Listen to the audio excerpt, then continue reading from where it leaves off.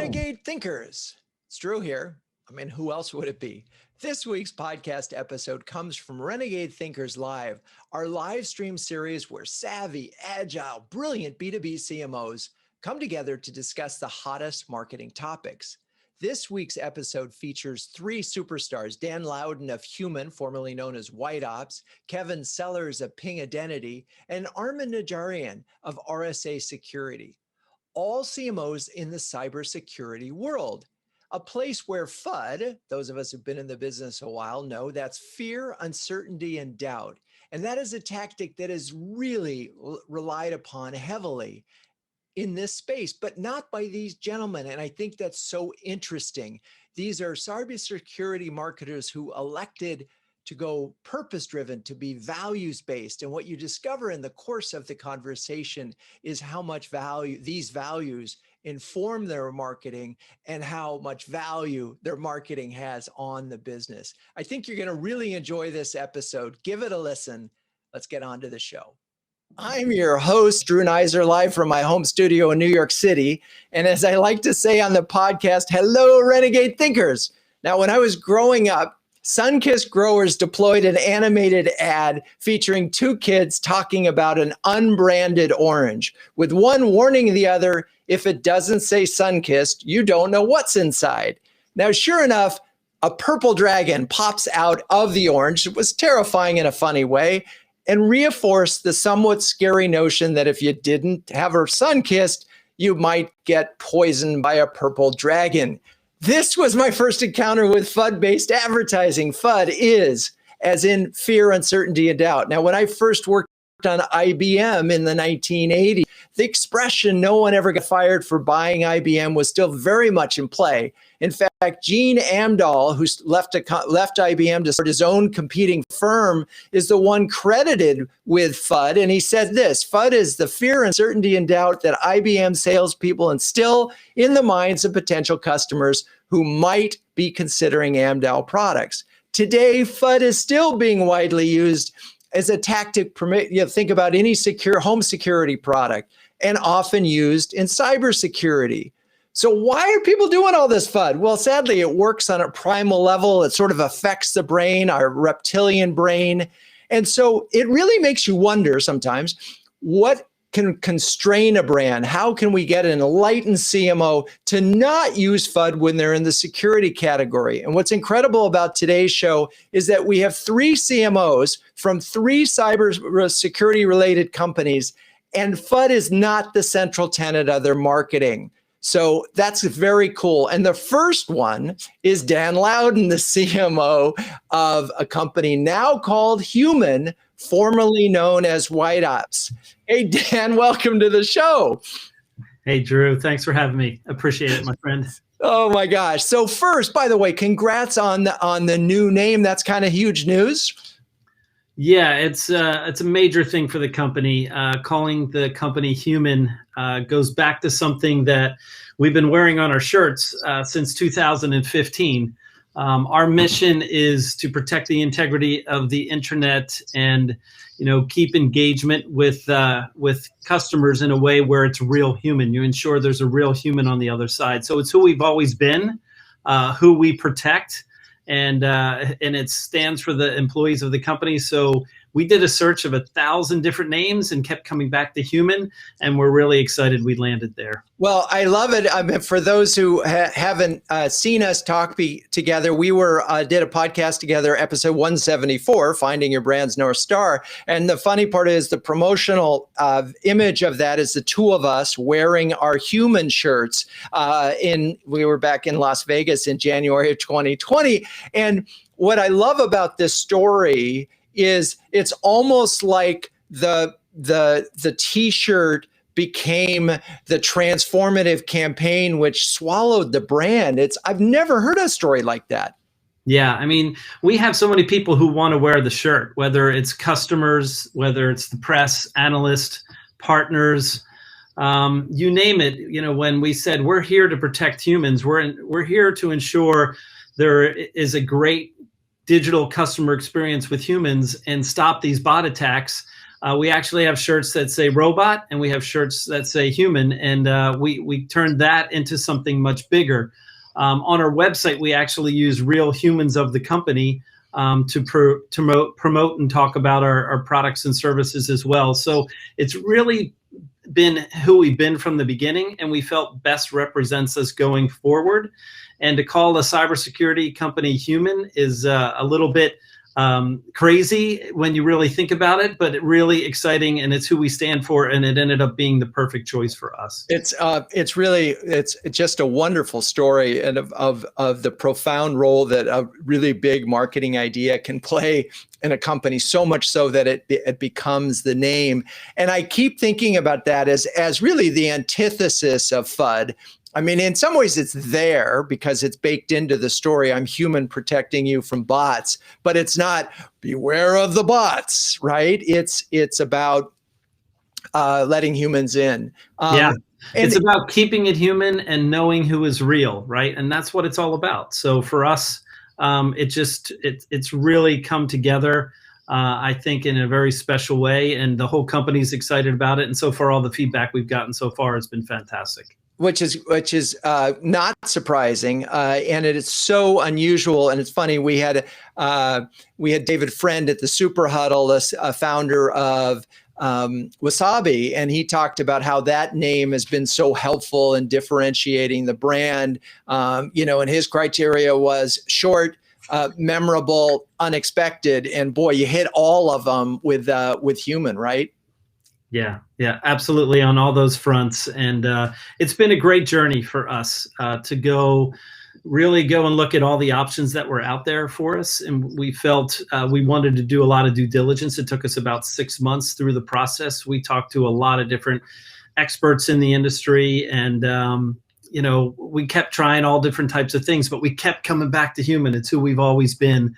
And I think everybody's gotten real excited about it. Well, and I think before we leave and bring on our next guest, I just want to make the point. You all made the decision to leave the name White Ops behind. And I think that was a pretty profound post that you all written. Can you just share the highlights of why you all felt the need to leave that name behind? Yeah, I mean, it's a big part of our history, and the company's been around for over 10 years. And, White Ops meant something very different back then. And from a cybersecurity community perspective, I think there is an awakening of, hey, we have to be very careful about all words that we say and what meanings are behind them. So over the past year, and especially our CEO, Tamer Hassan, we all agreed, hey, with all that's going on in the world, we felt we should come up with a name that's exponentially better than what we had today with White Ops. And we felt what would best represent the company going forward. And keeping all the things again that's going on in the world in mind. That's why we decided to make the move, and we were proactive in publishing that blog post, and we got a lot of great responses around it. Very cool. Since then, it's been a journey, and again, fully supportive of everybody with the new name. There you go. All right. Well, now let's we're going to move on up, and we'll be back with Dan, but we're going to speak with Kevin Sellers, who is the CMO of Ping Identity. Kevin is the star of episode 218 of Renegade Thinkers Unite. Kevin, welcome. Thank you, Drew. Good to be back. It's been about 5 months since we spoke about your Terry Crews videos, which I thought were very funny. In fact, we might just use it at the break while we're getting our gin ready. I'm curious, in the last 5 months, what's the latest with the campaign? Well, interestingly, I just got back from another shoot. We're going into another round, and I think for us, it was an interesting thing. I mean, Dan was talking earlier, in the space that we're in, we're kind of in the cybersecurity space too. You look across that landscape and you see how people talk about themselves and how they present themselves to the marketplace. And there's a lot of sameness in that. There's a hey, we've got to be really bold and strong and professional. And of course that's important, but we chose this route as a means of kind of highlighting some of the challenges our customers and prospects might be dealing with, but to bring a little bit of appropriate humor and also leverage a person who we think aligns with our brand really well, with a strength, sort of optimism, very positive energy flow. And so yeah, we've launched it. It's gone very well. We've gotten great reception. It's definitely a unique and differentiated way to talk about our products and services and how we can help. So so far so good. Like I said, we just finished round 2, and I think they're going to be much better than round 2. We're dialing it in. It's interesting. I mean, it's certainly when you go into round 2, you know what worked, what didn't work, but it's also a voice of confidence that, gee, it worked well enough that we got to keep going with it. And I love that at the very beginning of the video that again we're gonna see that in a few minutes. They have fun with the problem, right? Yeah.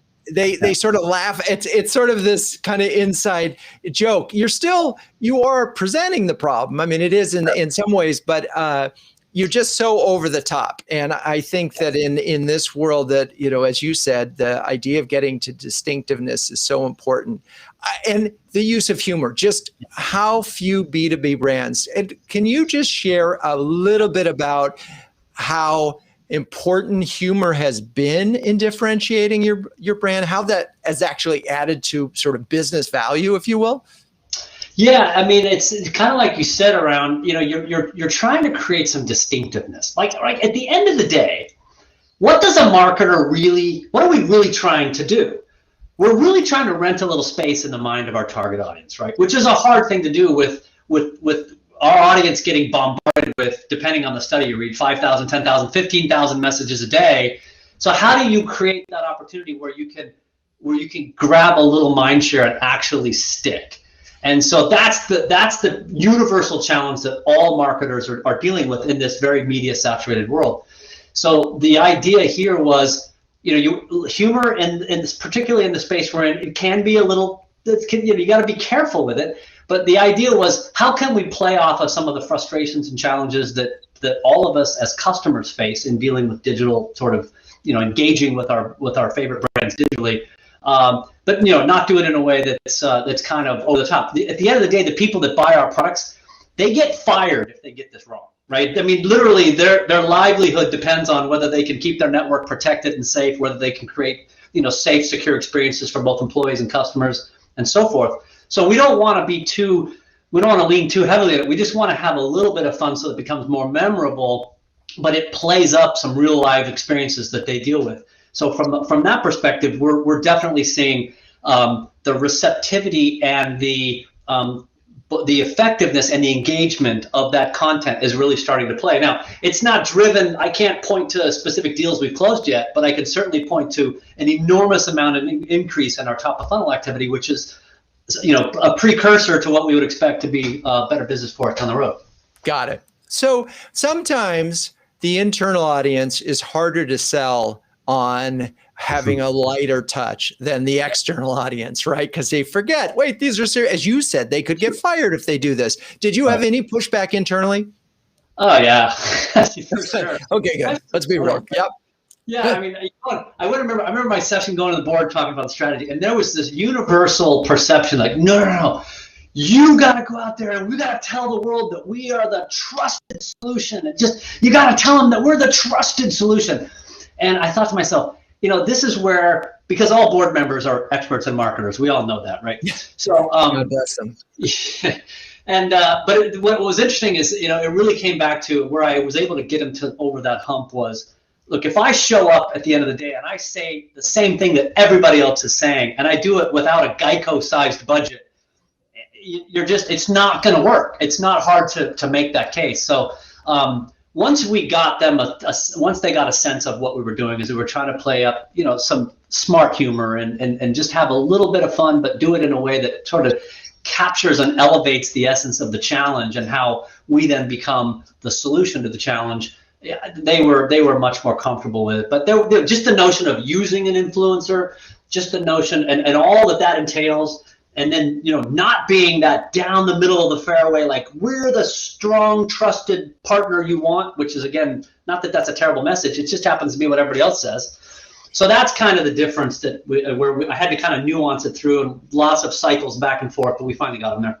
There you go, and now you get to keep them there. All right. Well, let's bring on Armen Najarian, who is the CMO of RSA, relatively new in the position, who was at Agari, another security company, when we recorded episode 138 back in June 2019.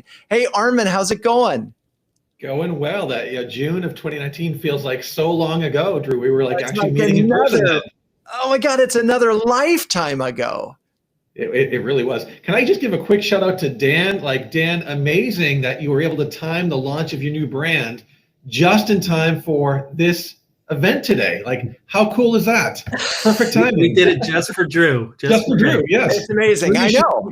It's flattered, Drew. Yeah. Yes, I'm excited. That's yeah. So very cool. But let's get in your 2 years at Agari. Was FUD a part of your thinking at all when you approached marketing?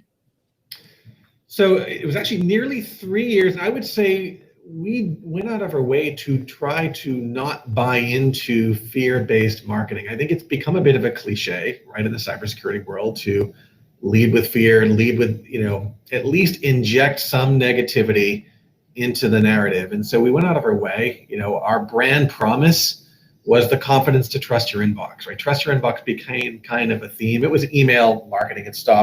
Email security. Our primary value was basically removing all identity impersonation and deception from reaching your inbox. So we went out of our way to really try to lead with the business enablement, right? If you could trust your inbox, you could be more productive. You could work without second guessing. Your workforce would be unhinged or unleashed from second guessing everything that hits your inbox. So we went out of our way to focus on the positives and really try to avoid falling into those those cliche pitfalls.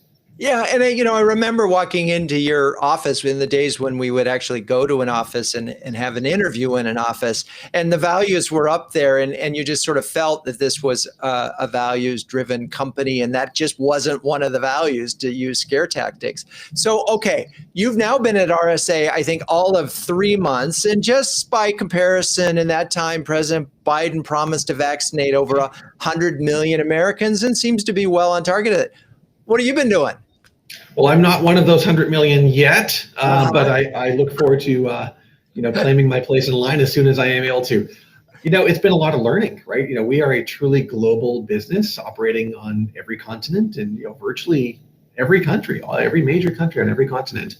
So getting my hands wrapped around that reality and operating in different time zones, and we start our week off every Monday with a 6 a.m.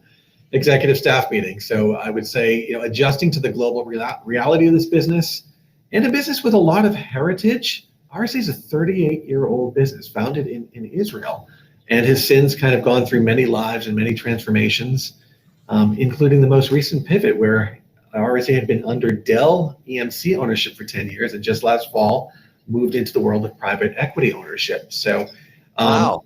Yeah, so really kind of adjusting to this reality and embracing the reality, meeting the teams, understanding the business levers has been really how I've spent the past 6 to 8 weeks. So you've been on the grand listening tour.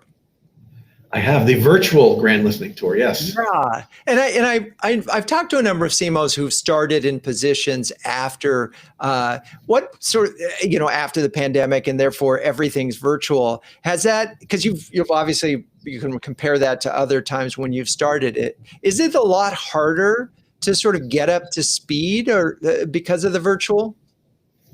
I don't think so. I think we kind of in the B2B technology space, I think have adjusted and adapted very well over the past year, and we can have meaningful sessions and meetings and strategy sessions and introductions through Zoom. It's been a Zoom first world, so I think we've kind of mastered that to an extent. Nothing obviously replaces meeting face to face, and I look forward to getting out and traveling, but I'd say overall, yeah, we've been able to adjust and kind of provide a meaningful onboarding experience.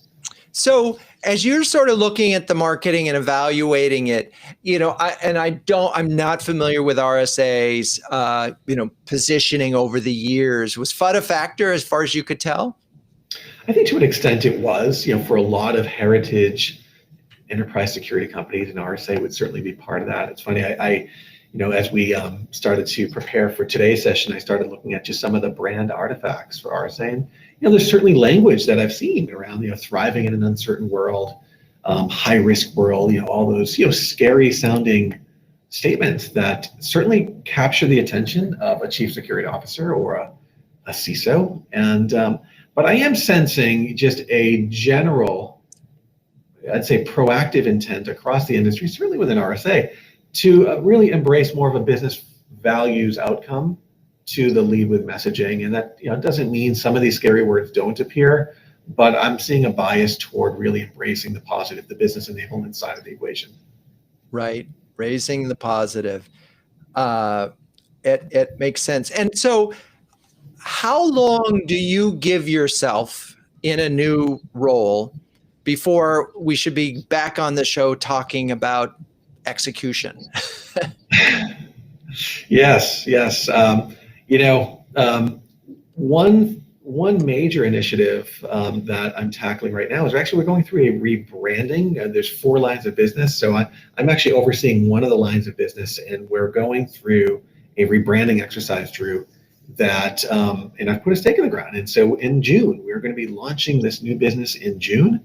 And it's going to be a highly orchestrated event. And I, to answer your question, between now and June, I will amass all the wisdom that maybe I will need to have a more meaningful discussion around execution and some of the big plays that we have invested in leading up to the June launch. There it is. All right. Well, we've already almost broken news with a new brand name, so that's cool on the show. And now we know we have a deadline, which is always a good thing, for June. All right. Well, let's bring Dan and Kevin back, and then I'm gonna ask, hey Google, what is FUD marketing? On the website chiefmartech.com, they say, instead, FUD is an intentional tactic of rhetoric and fallacy that has been used in sales and marketing, particularly in high technology, to dissuade customers from considering a competitor's products.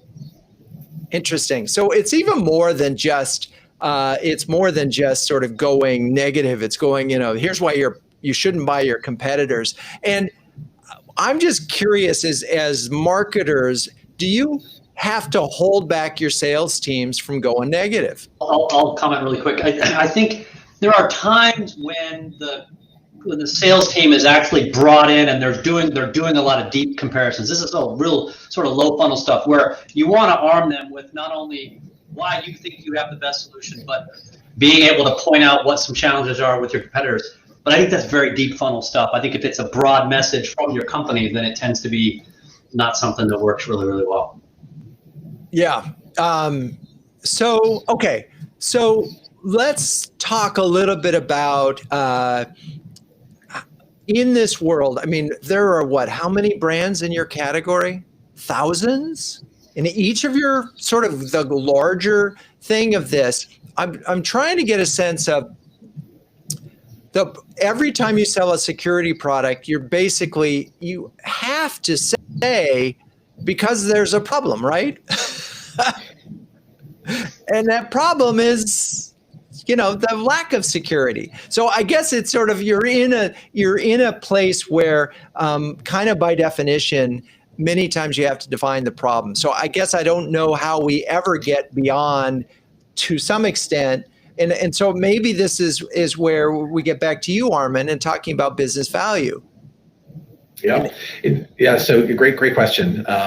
So there's an analogy. So I'm focused on what's called the fraud and risk intelligence business here at RSA. So it's a meaningful size business, and there's 2 sides to the coin is the analogy that we use internally, right? You can either talk about stopping fraud from effectively ripping off your business of hundreds of millions of dollars, or you can talk about all the business enablement and good virtues of if fraud is not present, you're treating your customers really well. You're removing the barriers for them to do business with you.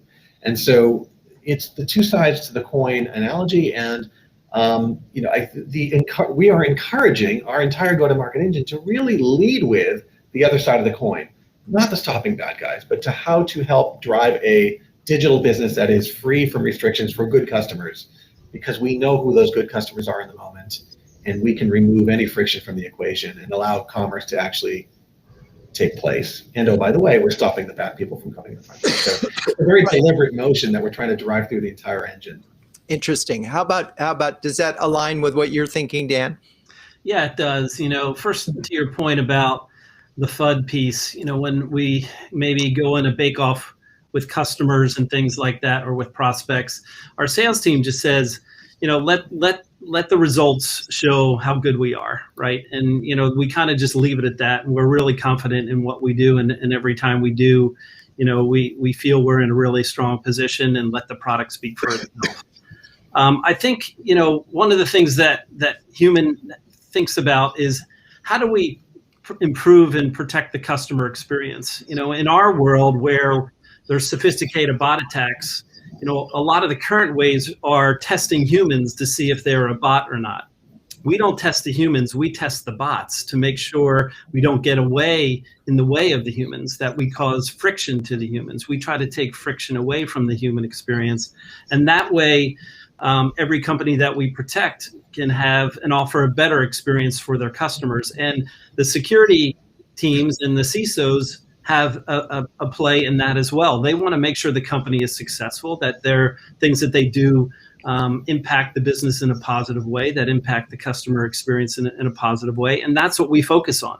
Yeah, we stop bots, so you don't have to worry about it, that you can go focus on creating a great customer experience and drive better business results. And that actually really resonates with the cybersecurity community and CISOs who are progressive, saying, we have a role to play here to make the company successful. We have to protect it, but we have ways that we can do that and help the company be more successful at the same time. Yeah, it's interesting. I mean, it seems like all marketing is merging towards, it's about the customer experience, and it's like no matter what angle we're talking about, right? Right, but when you share that with the security team, that's a very new thing in my mind. That's a very different approach. And I think the key thing is, we talked about, there are thousands of cybersecurity companies, and it's about features and products and feeds and speeds, and that just gets lost in the mix.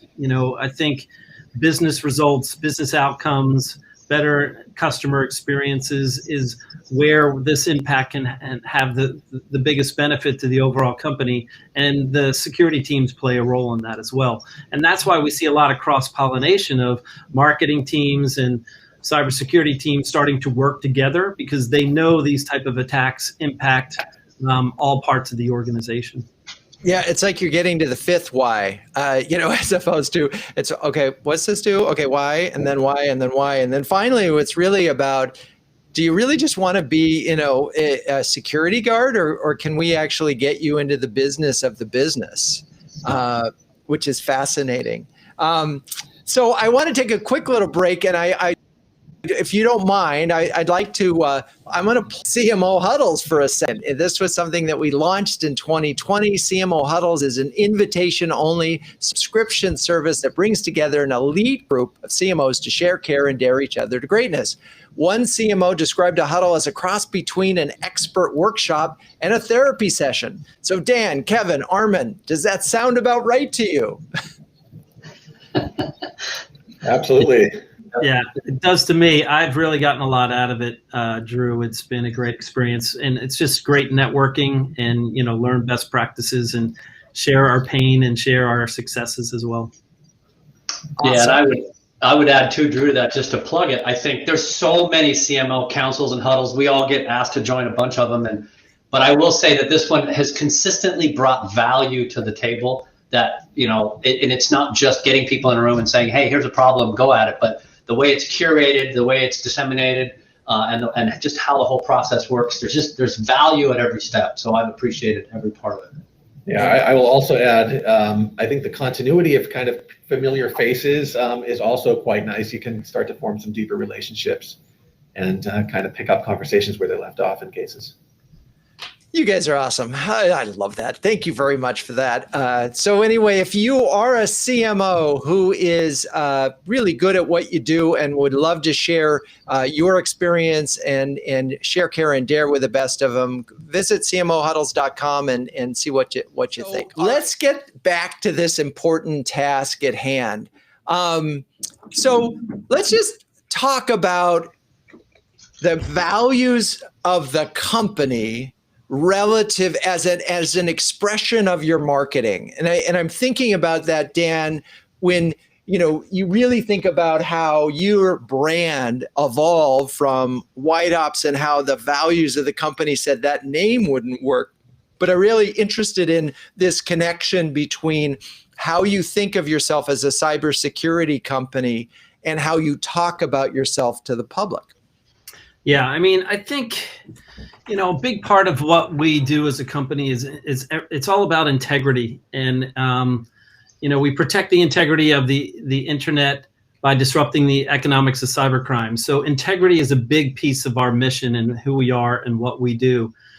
So the whole FUD thing just really doesn't work for us, but we do things with integrity. And, we also call ourselves internally, humble badasses is the way that I describe ourselves. It's because we publish a lot of research that educates people and says, hey, this is what's going on. This is some of the discoveries that we found. And, have that very honest conversation with people as a human and say, hey, we're here to help you if you have these type of challenges, and have that kind of a conversation.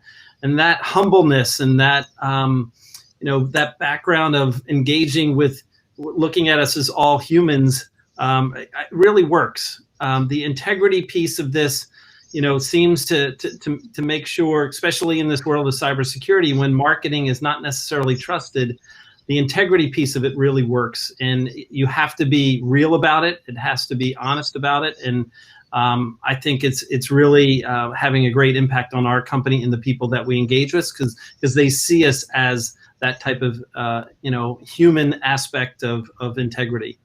So for us, it's working well, and it's building that trust word, but it's also educating the market and making them smarter, doing their jobs better. Kevin, talk to me. Tell me what you got.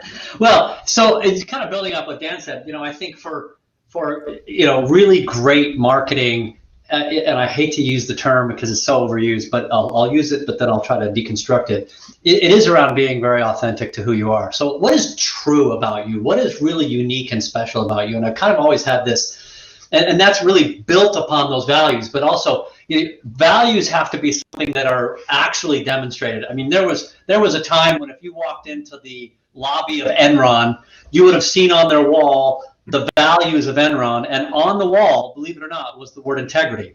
So we can state what our values are, but it's really what is authentic and true in terms of how you actually exist as a company. How do you interact with your customers? What do they say about you? What's the experiences they've had? And ensuring that you build off of what's genuine. And for us, the things that are very true are this idea of championing identity, because we fundamentally believe that is the foundation of this sort of digital transformation and allowing for people to have digital freedom. And we also want to champion the customer. And so one of the real great truths about the company is how it's treated, how it treats its customer, how it supports its customers, and it's all reflected back in the Net Promoter Scores as well as the feedback we get. So we sort of built a lot of our messaging around that idea of what do we hold dear, which is identity and the ability to champion and the importance of identity, as well as just how we are so engaged with and supporting and in championing our customers. So it works because those messages ring very true. And if we stand up in the world and say, hey, I'm sexy, and we're just not sexy, that's just not going to work, regardless how often we say it or how funny we say it. It's got to be built on a simple truth. And so I think it very similar to what Dan said, there really has to be a knowledge and an understanding of not just what your stated values are, but what do you live and what's really genuine about you. And then finding ways now to use that as a point of differentiation and uniqueness in the market. Yeah, it's interesting as I'm hearing you talk about it. I'm curious and somewhat, because this is a really important part of and Dan, we can speak to this. I mean, you guys have featured your people on your website, right? They're wearing the human shirts, and you're making a statement about your company as now with the name that this is a human run company, that humans are important to this company. And it's so interesting because it is the antithesis of a classic tech company. Exactly. I'm really struck by that. It's really true. I mean, you have to be different. You have to be bold, but you have to be who you are. So I'll give you a great example. We did a proof of value with the customer, and they were looking at one of our competitors. And our product performed really well. We did some great things and showed them a lot of value. But what they came back and they told us is, what we really liked the most about this whole process is we got to know your humans of the company. That's what we call the employees of the company. And we liked your people the best. Like, your people were great. They were so supportive, and in the end, it comes down to this relationship you build with your customers, and they know that you have their back, and that they like doing business with you, and that counts for a lot, right? Relationships. I still have relationships from 25 years ago of customers that I worked with when I was at IBM, and they're still friends today. And I think that still holds true in business today, and stands true, as a differentiator for us as the way we approach our customers and work with our customers with humility. Yeah, but I love that humble badass part. I mean, we're bringing it. We're not just any kind of meek old folks. We are. Oh yeah, the product's got to work. The product's got to provide value. As we were saying earlier, Kevin mentioned, they're making a bet on us that we're going to really do a great job for them, and if we don't, they could potentially lose their job, right? So they have to be very, very comfortable with you in so many ways. The product's got to be great, the service has got to be great, and the people have to be great to stand behind it. Yeah, I mean, the stakes are high. I mean, I think that's part of this thing and why it's such an interesting category, in that if somebody either doesn't buy, or they buys the wrong thing, or they implement in the wrong way, really bad things can happen. And so it is so interesting that to think, and I wonder, Kevin, if in your business, if there is any, is there a people factor involved in the selection of the brand? Oh yeah, it's very similar to what Dan said. We talk a lot about B to H and the humanity and the humanness of this, and sure, buying decisions in B2B are a little more complex. They typically take longer. There's usually a committee of people, but they're still people, and there's an emotional connection that's always made. And brand preference, brand loyalty is always built on an emotional factor, not on rational data points. So there's always a place for the rational and always a place for that, all the data points in the process. But your ability to secure and retain customers is, how do they feel about you? What is the trust that they place in you? And that's obviously demonstrated through the interactions you have. But we get the same comments all the time where, we've often won some deals strictly because of the way we treated the people. And it wasn't, you can have the best product in the world at what you do and lose the deal, and vice versa. Maybe you've got some deficiencies relative to your competition, but the way you support your customers, the way they go to bed at night knowing that you've got their back, will bring them back again and again. So there's always a people factor in everything you do. It's really fundamental to a brand value proposition, and it's always built on an emotional aspect, which is the human to human interaction. It strikes me as just so fundamental to marketing, yet in the tech world and in the security world, it's so rarely talked about. One of the things that I'm curious from both of you on is, in some cases, you can create a fortress, if you will, that is impenetrable. I'm not talking about a wall. I'm talking about but there's a trade-off, right? You're so secure that like the site doesn't load, right?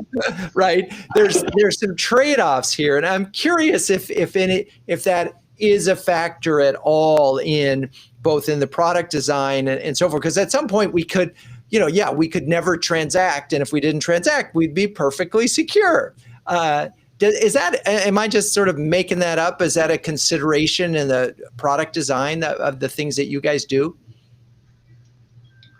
Well, it's definitely a part of the product design for us, because we want to make sure that the human has a great experience, and we don't want to test the human. We want to test, in our case, the bot, right? So it's built in from everything that we do, that we ensure that we're trying to be as secure as possible, but let the good humans through, right? And if we do that right, then we're really going to benefit the customers that we work with. And the more that we work with, the better we can protect with them. We talk about something called collective protection, where we verify over 10 trillion interactions per week for some of the biggest companies in the planet. So the more that we protect the ecosystem, the better we get at it. And that way, it's safer for everybody. And that type of theme works really well when it comes to trying to enable security, but also enable a great experience for all their customers. Got it. Well, that helped me. Thank you for that, because it is this moment in the show where I do like to ask, what would Ben Franklin say?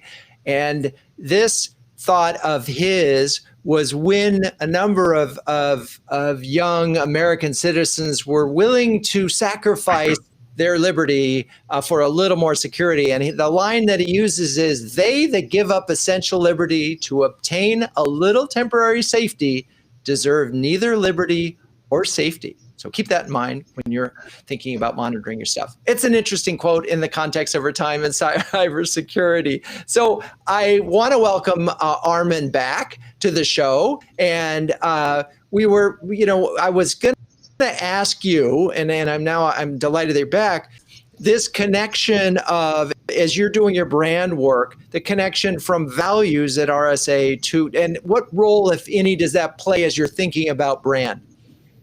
Plays a big role. And one could argue that it all begins with the values. And so as we have been navigating through this brand strategy project, which we are in the throes of right now, we have spent a good amount of time debating values and really refining that. And it's my belief that we will really clarify that in the next week, from which a lot of the messaging, the stories that we want to tell, the anecdotes that we want to provide will flow from there. Got it. Okay. So fundamental part of the thing, if you're rebranding, got to have those values. And if you want to not be a FUD brand, that probably has to be stated as a value. I would think. Okay. That's a good point. Good point, Drew. Yes. So let's talk about AI. And in this world, I'm imagining a world not too far from now where marketers would be able to tell if someone was more responsive to humor versus, say, fear, uncertainty, and doubt. I mean, we could find that behavior. And at that moment, we've moved into a new level of marketing effectiveness, but I feel kind of like, okay, we've gone beyond into creepy land. At what point with all of this, because you guys are actively involved in the marketing of products using technology, is there a point at which we've crossed the line? Yeah, I mean, it's important not to cross the line. I think it's important. That's where the integrity comes into play. There's a lot of things that you can do where you can cross the line, and I think people realize that. And I think, especially in the cybersecurity community, they're getting thousands of emails a day and getting pinged all over the place. And I think if you overdo it, you'll never get a chance again. So you can't cross that line. You have to be very careful. You have to be very intentional about everything you put in front of them. The thing that I tell and share with my sales team and my BDRs is every time you engage with a new prospect, you have to provide value to them, something that makes them smarter, better at their jobs and more successful. And if you do that, then that's the right path. That's not stepping over the line. I think that's actually, raising the bar in how you can help these folks. And I think that approach works. I think going across that line, you potentially, lock yourself out of that opportunity forever because they have long memories. And a lot of companies do that, and I think they fail. I love the notion of providing value at every turn. Easier said than done. We're certainly echoing back to the challenger sale and the challenger customer and doing those things. I'm curious, Armen or Kevin, if you have any thoughts in this area of, just how do you keep your the technology that is available from, say, which has the opportunity very quickly to sort of get you that quick lead? I'll just jump in and look, I've had some, I think there's things you can do with the technology, especially when you're testing and it's a known, like, for example, when I was at Intel, we used to test a lot of our consumer-facing marketing, and we could do eye tracking tests. We did a lot of stuff that was pretty creepy, but but they knew it going into it, right? So we could use the advanced technology to collect a lot of information, but we weren't violating a trust or doing anything with the data. In a broad sense, when no one knows it's happening, look, we use AI on the website to do certain things that can kind of make things a little easier, but we don't. There is, Dan's right. There's a line here that if there's a sense that I don't trust you, if there's a sense I can't trust you with my data or even trust you with any information about me, you're kind of dead in a very digital first world. So I like to use the technology in my MarTech stack to help me get better at analyzing my data and trying to glean insights from the data. I don't really do a lot in terms of the direct interaction with target audience. I'm not there. So I'll share one anecdote, Drew. I'm a big proponent of the SDR function, the sales development function. And the quote I like to use is, you can never win a deal on a first touch SDR interaction, but you can certainly lose a deal with a first touch SDR interaction. Like, a lot of early career SDRs, they're all over the technology. They're looking at those magical moments, those signals when a prospect is actually engaging with the content. And there's really an art for how and when you actually engage and reach out to that prospect. You want to avoid the creepy factor, yet you want to be present and responsive. And so there's no perfect recipe book, but if it doesn't feel right, if it feels too soon to call 3 minutes after someone downloaded an asset, probably not the right thing to do. Yeah, which they'll find out really fast. I think that's a really amazing thing. And I want to dig into that a little bit. So, because, sales development reps often don't sit under the CMO. They often sit over in sales. And sales objective, they're measured by what sales they get, period, right? It's revenue. And you're often measured by, how many leads you drive, quality leads you drive in, and that end up getting closed. So the pressure on these SDRs is to, move the deal forward. So again, how do we balance this? Dan talks about providing value at every turn. Armen, you mentioned about you could lose a deal. You're rarely going to win one. What role can you, the CMO, play in making sure, and again, I'm trying to connect from no FUD, values, adding value, to we got to get a deal done here, folks. And it's, now we're starting a new quarter, but how do these dots connect? I'll just quickly weigh in. I think it's, the incentive structure for the SDRs matters a lot. Most SDRs are comped on setting up qualified meetings that the seller approves. And that's basically the comp lever. And so if that's the only lever, then the SDR is going to book as many of those meetings as possible and hope that, the AE approves them. And so what I have seen kind of to balance that and drive more to the quality quotient is provide a longer term incentive for the SDR. So yes, you want to book a volume of good meetings, but you also want to provide an incentive for when that deal progresses into pipeline. There should be some incentive there, and potentially even when that deal ultimately closes, there should be some incentive there to provide that longer term carrot to help derive more of a quality, even if that means lower quantity. Right. So it always comes back to, people do what you pay them to do. It's really do. So how you incent can often define the company. And I think this is where it gets so interesting, because the marketers aren't necessarily the ones who set that, but I do think that they have a voice in it, because again, it comes back to values of the organization in getting both the right customer. Is there any thoughts that you have as we're going to wrap up the show? Any thoughts that you have as where is all this going from a message, from a CMO standpoint, as you look ahead in your role in the cybersecurity space? What new is going to happen in the next year? Yeah, I'll just say, the pandemic has certainly created a whole lot of different challenges for marketers and a way to engage with, especially the cybersecurity community, because so much of that has been face-to-face and face-to-face events like RSA, like Black Hat, and all the type of activities that come together. Because a lot of times in those sessions, security teams meet with security teams and they share what's working and what's not, who they like, who's up and coming, and things like that.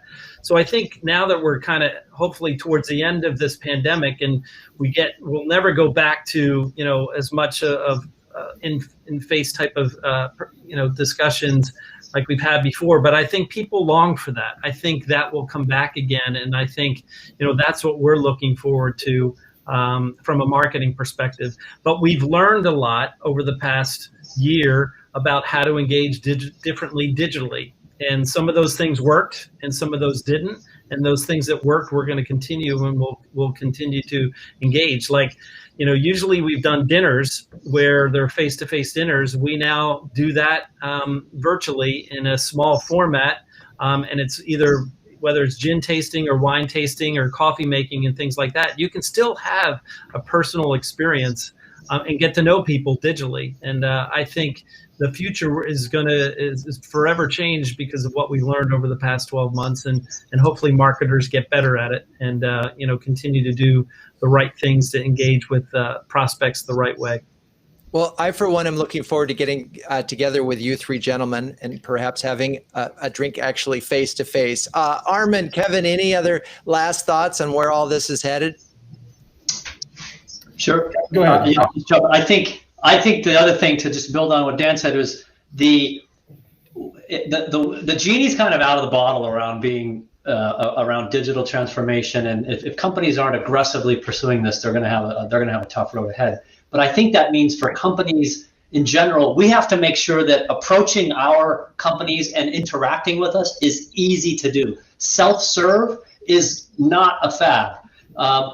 Prospects want to be able to come and learn about you and engage with you and try you. It needs to be easy. It needs to be frictionless. And the more sort of friction and tension and challenge that you have in that process, the more they're going to get frustrated and go elsewhere. So this very digital first engagement model has really blown up due to COVID, and that will never change. And even when we start doing things more face-to-face, we still have to lean in heavily into that experience to make sure that how they engage with us is simple and seamless and very easy to do. Yeah, such a great point. Armen, any last words? I will reinforce what Kevin said, but kind of flip it around and say, if as a business or even as a marketing organization, you are embracing tactics and approaches that feel like from an era of the past, they will be more visible now than ever before. They will be more apparent now in a negative way than ever before, and that will materially impact your brand in a negative way. So now is the time to make those changes if you haven't already.